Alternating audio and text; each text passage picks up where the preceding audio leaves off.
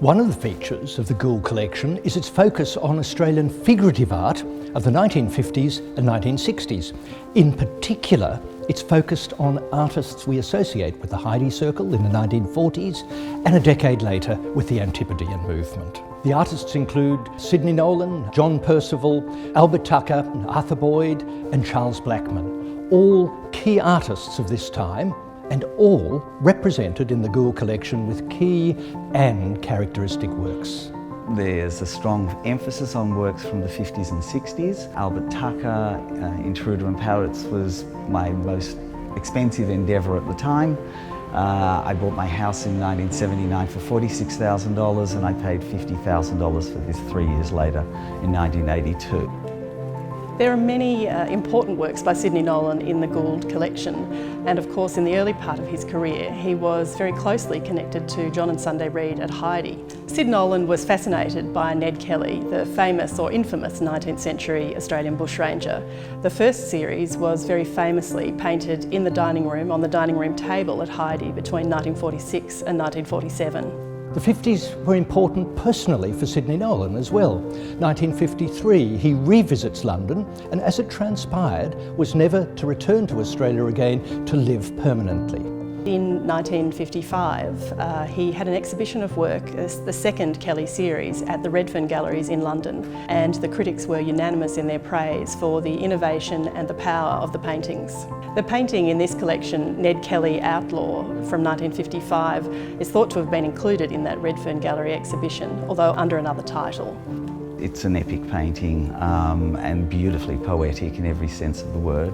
Kelly in the landscape is the focus of this picture.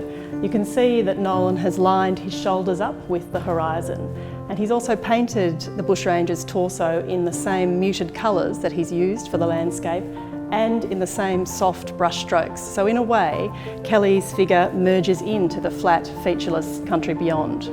The 50s Kelly paintings are incredibly powerful. The storytelling and the sometimes comic detail of the 40s works has been replaced in these paintings by something that Patrick McCackey described as tragic grandeur.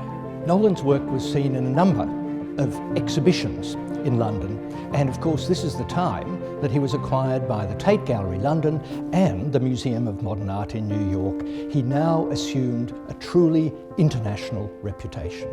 There are other examples of 50s Kelly paintings in major public collections in Australia, including the National Gallery of Australia, the Art Gallery of New South Wales and the National Gallery of Victoria. And that makes the sale of this outstanding painting a very rare thing. This is a work that hadn't been seen for many years until Rob Gould rediscovered it in the private collection of American actress Peggy Cass. It's wonderful to have the opportunity to see it again. In many ways, the 1950s are a high point for Australian and indeed international modern art and culture generally. This is the decade, of course, the beginning of the baby boom. It's the decade that saw the coronation of Queen Elizabeth. It's the introduction of television into many Australian homes. It's the 1956 Melbourne Olympic Games. And of course, it's the decade that saw the ascendancy of rock and roll, Bill Haley and the Comets, and a new jazz era introducing Miles Davis and Dave Brubeck. John Percival was the youngest of the Angry Penguins, but in many ways he really only came into his own in the mid-50s with a wonderful suite of paintings, and then later with the most incredible ceramic angels from 1958. We are very lucky because there are three significant Percival works here in the Gould collection. These two paintings come from a sequence of works that John Percival did based around Williamstown, the working port in Melbourne.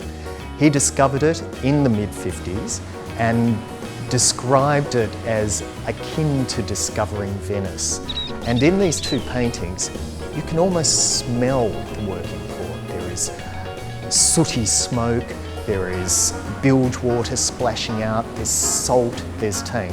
They really are quite remarkable. What makes these particularly important is the fact that they are from the original Williamstown series of 1956. I'm sure people are going to be very happy and delighted with any of the purchases from this group. It is indeed a fascinating and a significant collection.